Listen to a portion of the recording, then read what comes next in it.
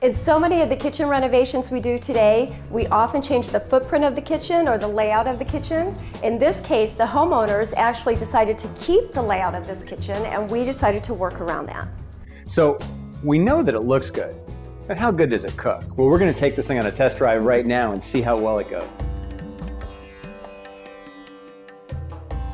I have a real treat for you. I have Dr. Magna Thakdu, who is here with us today. And not only are we going to do an incredible dish, but there are some healthful, healing, and I would almost say body alignment benefits to this. We've got something we're going to prepare today that's called mung dal soup. Okay. So that's very good for the digestive system. The mung beans, they're actually the most digestible bean in Ayurvedic cooking because Really? they're small in size.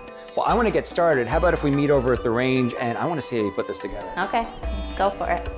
Okay, so we're over at the stove now, and we've got some fat cooking in the pan. Traditionally in Middle Eastern cooking, you'll see something called ghee, which is essentially clarified butter. It's brought to a high temperature and all the milk solids are pulled out, and that raises the smoke point so it doesn't burn. But we can, you're using? I'm using olive oil. Olive oil, so it could be any oil. It doesn't have to be this exotic ingredient. Exactly. Now you're gonna start doing something that might seem a little weird to Western audiences. You're adding spices to the fat instead of the finished sauce or the product. Right, because we want to enhance the flavor of the oil, which is then what we'll put the mung beans into. All right, adding the cilantro in here. I gotta tell you, this looks unbelievable. We finished the mung dal soup here with a little bit of the turmeric, which got the bitter taste, and it gives a color to the soup. We also finished it with some gore, which is sweet in nature. So we gotta add a little bit of sweetness, a little bit of salt to taste, lemon, and some ginger. I have to tell you, this is outstanding. Now, you were explaining to me that there's 5 elements. Right, there's water, earth, fire, air, and ether, or space. And these 5 elements, they've understood them in the universe, and they exist all around us. Sure. So they must exist within us too. That makes sense. Into 3 doshas, vata, pitta, and kapha. Okay, these are all Sanskrit words. Okay. Vata is more air, so that just means it's a body constitution that has more air in it. Okay. Pitta, they're made up of more fire element. Okay. So they've got a little more heat to them. Kapha is more earth and water. Interesting enough, the mung dal soup is actually what we call tri-doshic. Okay. So it's good for all doshas. Oh, wonderful. Okay. You know, but if you added more garlic to it, then a pitta person wouldn't want to eat as much. And you would explain all of this, exactly, right? it's too heating then. But cilantro cools it. So there's different elements that will balance certain doshas. I'll give you a little hint.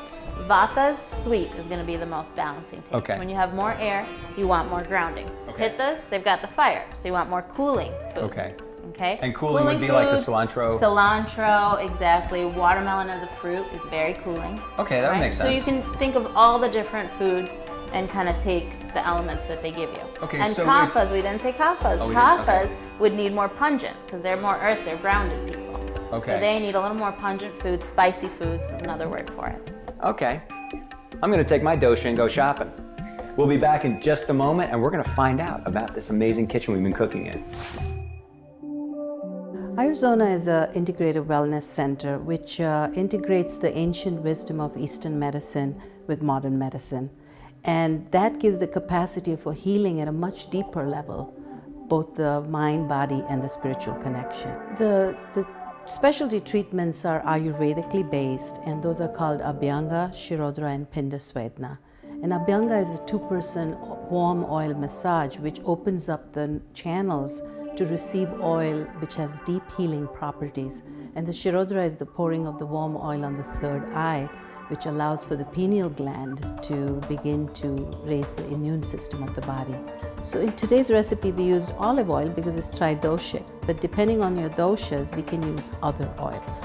So for a Vata person, you want to use sesame oil because it's warm.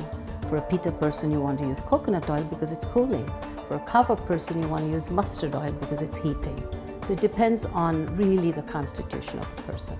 So we're going to have an Ayurvedic cafe that's the first of its kind in Arizona, and we're really proud to be catering right in Old Town Scottsdale.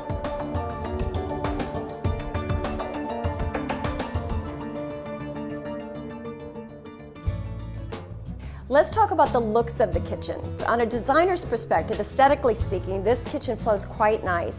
Yes. And what was interesting is just by moving the appliances alone, we created a whole new look and feel for this kitchen. We've created something that I call the golden triangle of the kitchen. And the golden triangle is, there's my refrigerator, there's my sink, there's my oven. So I'm not wasting a lot of spaces. And a lot of these older kitchens that were made like 10, 20 years ago, the kitchens were sprawling, and that was the look, but they weren't that practical. And another thing I'd like to point out about this island itself is the fact that we were salvaging the existing granite.